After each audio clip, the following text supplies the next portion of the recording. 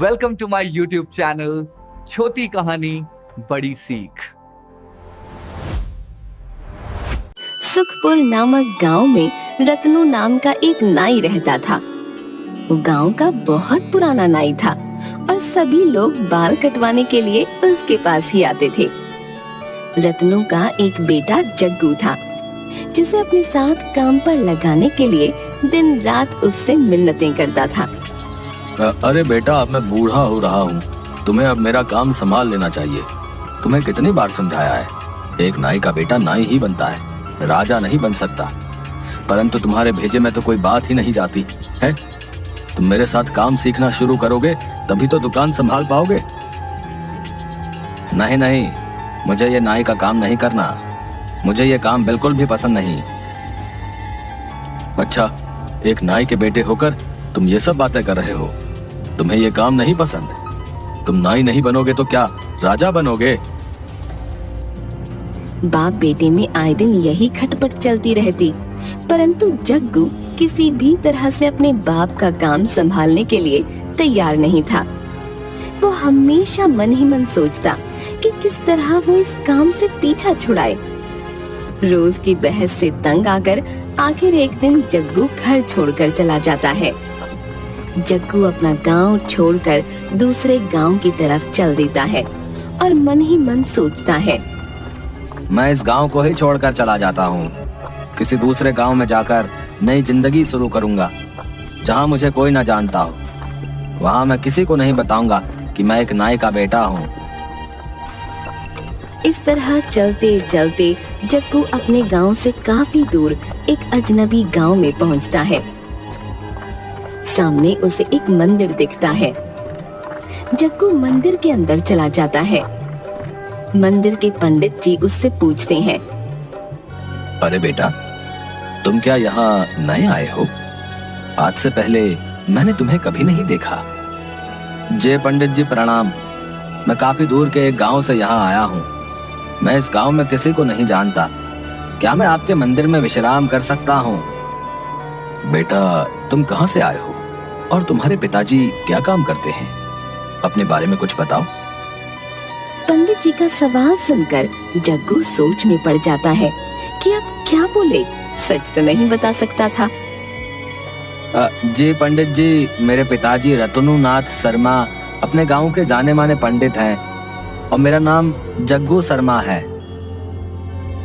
अच्छा, तो तुम पंडित परिवार से हो, परंतु घर छोड़कर यहाँ क्यों आ गए? मैं अपने घर से दूर रहकर कुछ सीखकर अपने बलबूते पर कुछ करना चाहता हूँ, परंतु अभी मेरी समझ में कुछ नहीं आ रहा कि मैं कहाँ जाऊं। देखो बेटा, पीछे ही मेरी कुटिया है, मैं वहां अकेला ही रहता हूँ और इस मंदिर की देखभाल भी मैं ही करता हूँ। तुम चाहो तो मेरे साथ रह सकते हो। तुम इस मंदिर का सारा काम संभाल लेना, जैसे कि इसकी साफ सफाई, पूजा वगैरह की तैयारी। मैं तुम्हें सब कुछ सिखा दूंगा। पंडित जी की बातें सुनकर जग्गू बहुत खुश हो जाता है और मन ही मन सोचता है, लगता है तीर निशाने पर ठीक लग गया है।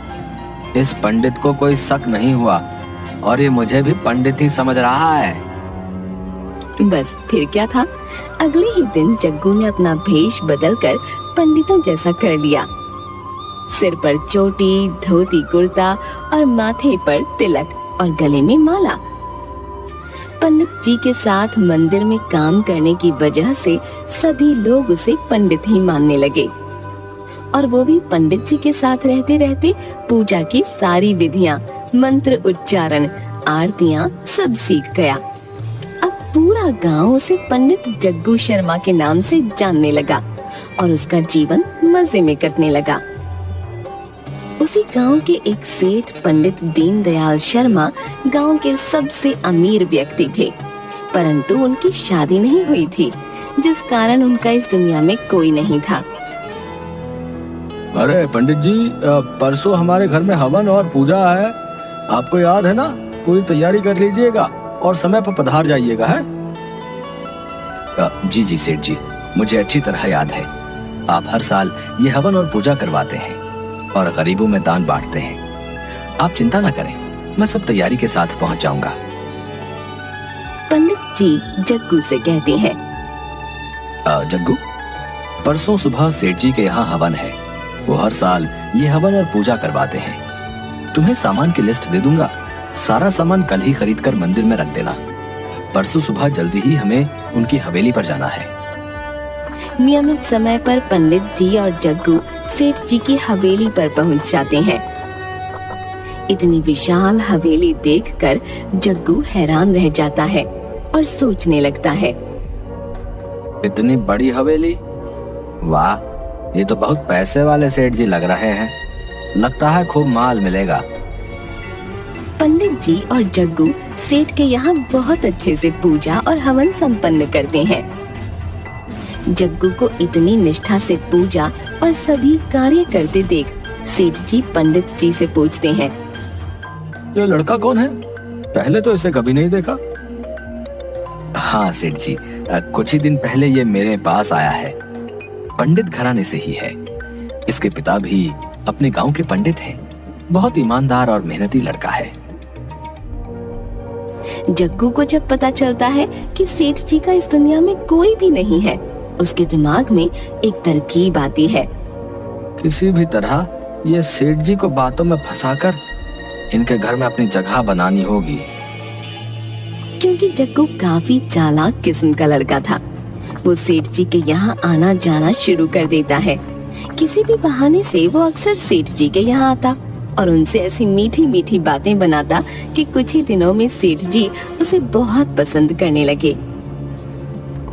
एक दिन पंडित दीनदयाल मंदिर में दर्शनों के लिए आते हैं, तो वापस जाते समय सीढ़ियों के पास उनकी सोने की चेन गिर जाती है। उस पर जग्गू की नजर पड़ती है तो उसके मन में लालच आ जाता है, परंतु दूसरे ही पल में सोचता है, यदि ये सोने की चेन मैंने सेठ जी को लौटा दी तो उनके मन में मेरे प्रति विश्वास और जाग जाएगा। यह अच्छा मौका है दिल में अपनी जगह बनाने का। बस यही सोचकर वो तुरंत चेन उठाकर सेठ जी को सौंप देता है। अरे रुकिए सेठ जी, ये देखिए आपकी सोने की चेन यहाँ गिर गई है। अरे सच में ये तो मेरी ही है। मुझे पता ही नहीं चला ये कब गिर गई। भाई तुम बहुत ईमानदार लड़के हो, वरना कोई और होता तो इतनी महंगी चेन कभी वापस नहीं करता।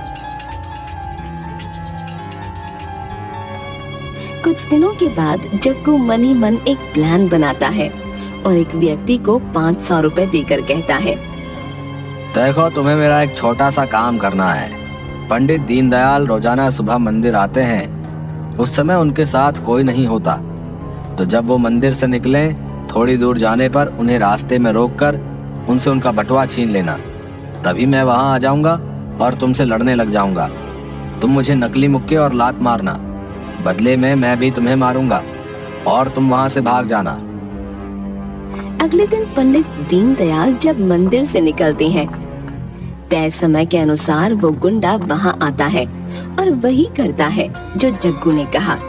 जग्गू तुरंत वहां पहुंचकर उस व्यक्ति से लड़ने लगता है और सेठ जी पर अपना प्रभाव बढ़ाने के लिए उस व्यक्ति से झूठ मूठ मार भी खाता है और सेठ जी का पर्स वापस लेकर उस आदमी को वहां से भगा देता है।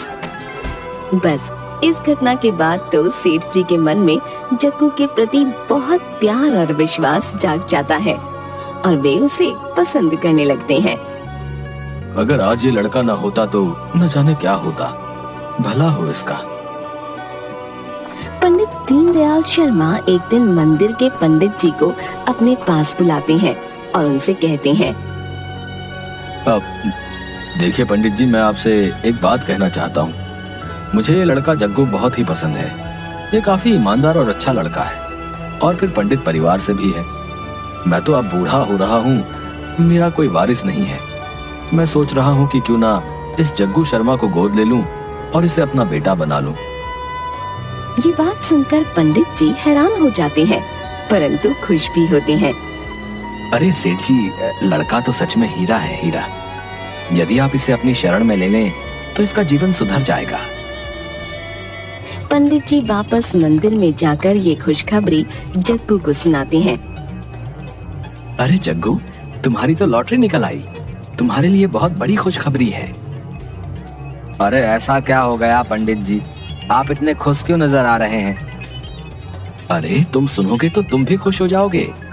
पंडित दीनदयाल शर्मा ने आज मुझे अपने घर बुलाया था और उन्होंने मुझसे कहा कि मैं जग्गू को अपना वारिस बनाना चाहता हूँ, यानी वो तुम्हें गोद लेना चाहते हैं। इतने अमीर आदमी के पुत्र बनकर तो तुम राज करोगे। तो बताओ, है ना ये खुशी की बात? ये बात सुनते ही जग्गू के मन में लड्डू फूटने लगते हैं। उसकी मनोकामना पूरी हो गई थी, परंतु वो नाटक करते हुए बोलता है, पर आपको छोड़कर मैं कैसे जाऊंगा? आप अकेले नहीं हो जाएंगे? अरे मेरी चिंता मत करो, अपने भविष्य के बारे में सोचो। फिर तुम कौन सा दूर जा रहे हो, इसी गांव में तो हो। हम लोग रोजाना ही मिलते रहेंगे। बस अब तुम सेठ जी की हवेली में जाने की तैयारी करो। जग्गू की खुशी का ठिकाना नहीं था। वो मन ही मन सोच रहा था कि तीर इतना जल्दी सीधा निशाने पर लग जाएगा, ऐसा तो उसने सोचा ही नहीं था। वो सोचता है, मेरे पिताजी तो मुझे बहुत ताने मारते थे कि नाई नहीं बनोगे तो क्या राजा बनोगे। अब कोई उन्हें जाकर बताए कि मैं तो सचमुच राजा बनने वाला हूँ। आखिर मेरा सपना जो पूरा होने जा रहा है। बस कुछ ही दिनों में पंडित दीनदयाल शर्मा जग्गू शर्मा को अपने घर पर अपना पुत्र बनाकर रख लेते हैं और धीरे धीरे उसे अपने कारोबार के बारे में समझाने लगते हैं। जग्गू तो खुशी के मारे फूला नहीं समाता। उसने इतना पैसा और ऐसा ऐशो आराम तो कभी सपने में भी नहीं देखा था।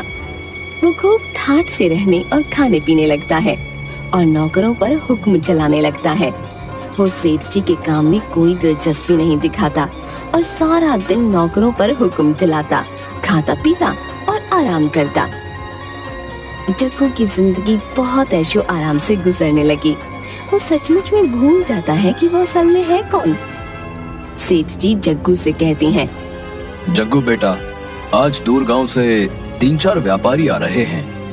वो हमसे कुछ जमीन खरीदना चाहते हैं। जब वो लोग आए तो तुम भी मेरे साथ बैठना, ताकि तुम काम की सभी बारीकियों को समझ सको। आगे तो तुम्हें ये सब संभालना ही है। जी, जैसी आपकी आज्ञा। वो लोग हवेली में आते हैं। सेठ जी जग्गू को भी बुला लेते हैं। अब मैं आप लोगों का परिचय अपने पुत्र से करवाना चाहता हूँ। ये है मेरा पुत्र जग्गू। सेठ जी जग्गू को उन लोगों से मिलवाते हैं। उनमें से एक व्यक्ति जैसे ही जग्गू को देखता है वो चौंक उठता है। वो व्यक्ति जग्गू को काफी देर तक घूरता रहता है और सेठ जी से पूछता है, ये आपका पुत्र कैसे हो सकता है? हमने तो सुना था आपकी कोई संतान नहीं। आपने ठीक सुना था, मैंने इसे गोद लिया है। इस पर व्यक्ति बोलता है, आप तो घराने के पंडित हैं, आपने एक नाई के लड़के को गोद कैसे ले लिया? सेठ जी सुनते ही गुस्से से लाल पीले हो जाते हैं। अब नाई का लड़का? अब ये क्या बकवास कर रहे हो? ये तो पंडित घराने से है। चाहो तो गांव के पंडित से पूछवा सकता हूँ। इस पर व्यक्ति बोलता है, मैं इसे पहचान गया हूँ। ये मेरे ही गांव के नाई रत्नों का इकलौता बेटा जग्गू है, जो कि अपने बूढ़े बाप को इस उम्र में अकेला छोड़कर यहाँ मजे कर रहा है। ऐसी बातें सुनकर जग्गू के पैरों तले जमीन खिसक जाती है। वो डर जाता है कि अब तो उसकी पोल खुल गई है। जग्गू ये नहीं जानता था कि झूठ की उम्र ज्यादा नहीं होती। वो एक ना एक दिन सबके सामने आ ही जाता है। जग्गू घबराकर सेठ जी से माफी मांगने लगता है। अब सेठ जी मुझे माफ कर दीजिए, मैंने आपसे झूठ बोला था। ये व्यक्ति बिल्कुल सच बोल रहा है। मैं एक नाई का ही बेटा हूँ। मंदिर में पंडित जी के पास रहने के लिए मैंने ये झूठ बोला था कि मैं पंडित घराने से हूँ। ऐसी बातें सुनकर सेठ जी को बहुत गुस्सा आता है। अपने नौकरों से कहकर सेठ जी जग्गू को धक्के मरवाकर घर से बाहर निकाल देते हैं। उसका इतना बड़ा झूठ पकड़े जाने पर गांव के सभी लोग उसे उस गांव से धक्के मार मार कर बाहर निकाल देते हैं। आखिर सब जगह से धक्के और गालियां खाने के बाद जग्गू अपने पिता के पास वापस गांव में जाता है। जग्गू को देखकर उसके पिता उसे गले लगा लेते हैं। जग्गू उनसे माफी मांगता है। पिताजी मुझे माफ कर दीजिए। मैंने अपनी हैसियत को भूलकर बहुत ऊंचे ऊंचे ख्वाब देख लिए, और सबसे बड़ी बात यह कि मैंने उन्हें पूरा करने के लिए गलत रास्ता अपनाया। लोगों से अपने बारे में झूठ बोला और आपको इस उम्र में अकेला छोड़कर चला गया पिताजी। इन्हीं सब बातों की मुझे सजा मिली है। आइंदा से मैं ऐसी कोई गलती नहीं करूंगा। मैं समझ गया हूं कि कोई भी काम छोटा या बड़ा नहीं होता। हमें अपनी सच्चाई को अपनाकर पूरी ईमानदारी से अपना काम करना चाहिए, ना कि झूठ व मक्कारी से जिंदगी जीने के बारे में सोचना चाहिए। जग्गू की बातें सुनकर उसके पिता कहते हैं, यदि सुबह का भूला शाम को घर आ जाए तो उसे भूला नहीं कहते। तुम्हें अपनी गलती का एहसास हो गया और तुम लौटकर मेरे पास आ गए। बस मैं तो इसी में बहुत खुश हूँ। तुम्हें जिंदगी ने बहुत अच्छी सीख दे दी है। अब आइंदा तुम कभी भी अपने जीवन में रास्ता नहीं भटकोगे। अब मैं क्लियरली बोल रहा हूं, चैनल को सब्सक्राइब करें। चैनल का नाम है छोटी कहानी बड़ी सीख। लाइक कीजिए, सब्सक्राइब और कमेंट भी कीजिए। धन्यवाद।